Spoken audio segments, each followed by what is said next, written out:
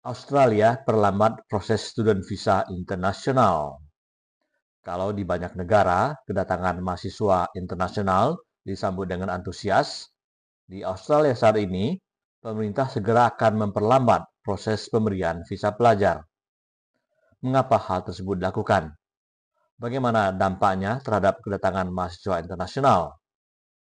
Halo, nama saya Sastra Wijaya, dan kita jumpa lagi di channel yang banyak membahas mengenai Australia. Hari Kamis tanggal 18 Desember lalu, Menteri Dalam Negeri Australia, Tony Burke, mengeluarkan surat perintah untuk memperlambat proses pemberian visa student kepada mahasiswa internasional. Untuk mengurangi jumlah kedatangan mahasiswa internasional ini, pemerintah Australia saat ini di bawah pimpinan Partai Buruh sebelumnya sudah menetapkan batas kuota jumlah yang akan diterima setiap tahunnya. Namun usulan tersebut kemudian ditolak oleh parlemen dengan tentangan dari partai oposisi, yaitu Partai Koalisi Liberal dan Partai Hijau. Namun dalam waktu bersamaan, kedatangan mahasiswa internasional, terutama sejak COVID, memang perlu dibatasi. Oleh karena itu, karena tidak adanya persetujuan dari parlemen, pemerintah Australia sekarang ini kemudian mengeluarkan surat dalam bentuk perintah dari kementerian. Perintahnya adalah memperlambat proses pengurusan ataupun pemberian visa internasional kepada para mahasiswa internasional. Bagaimana caranya? Caranya adalah ketika sebuah universitas sudah mendekati kuota bagi penerimaan mahasiswa internasional, maka kemudian prosesnya untuk mengurusi visa-visa student berikutnya diperlambat. Kuotanya adalah 80%.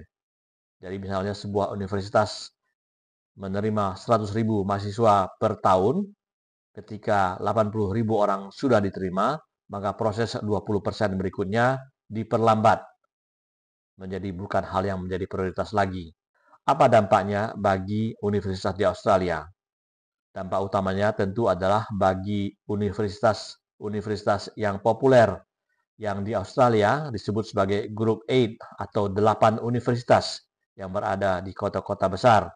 Di antaranya seperti University of Melbourne di Melbourne dan Monash University, Australian National University di Canberra, University of Sydney, New South Wales University di Sydney juga, dan University Adelaide di Adelaide, Australia Selatan. Menteri Keuangan Australia, Katy Gallagher, mengatakan bahwa langkah terbaru ini diambil adalah untuk memastikan jumlah mahasiswa yang masuk tetap terkendali. Sudah ada berbagai reaksi dari kalangan politisi maupun dari universitas mengenai perintah terbaru tersebut.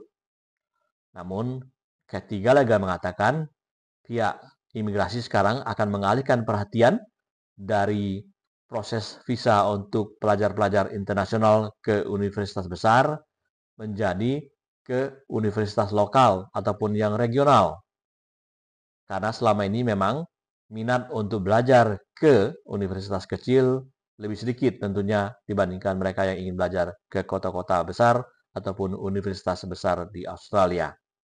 Kami sudah jelas mengatakan bahwa prioritas kami adalah memperhatikan universitas lokal dan regional sehingga penyebaran mahasiswa lebih merata. Demikian kata Katy Gallagher. Seperti sudah kita ketahui, sejak wabah COVID selesai, Australia kebanjiran dengan migran dan mahasiswa internasional. Oleh karenanya, pemerintah kemudian memutuskan untuk melakukan pembatasan karena di dalam negeri dampaknya adalah ketersediaan perumahan dan juga pekerjaan bagi warga lokal maupun mahasiswa internasional sendiri. Setahun setelah COVID berlalu di tahun 2022-2023, Australia memberikan 577.000 visa bagi mahasiswa internasional. Itu angkanya naik 100% lebih dari tahun sebelumnya. Itu adalah angka tertinggi bagi pemberian visa student selama ini dalam sejarah Australia. Nah, sekarang dengan dilakukannya pembatasan jumlah migran yang akan datang, jumlah yang datang di tahun 2024-2025 diperkirakan masih 340.000 orang. Padahal, pemerintah sudah menerapkan target bahwa penerimaan migran internasional setahunnya adalah sekitar 260.000 orang. dengan diantaranya 180.000 orang adalah mahasiswa internasional.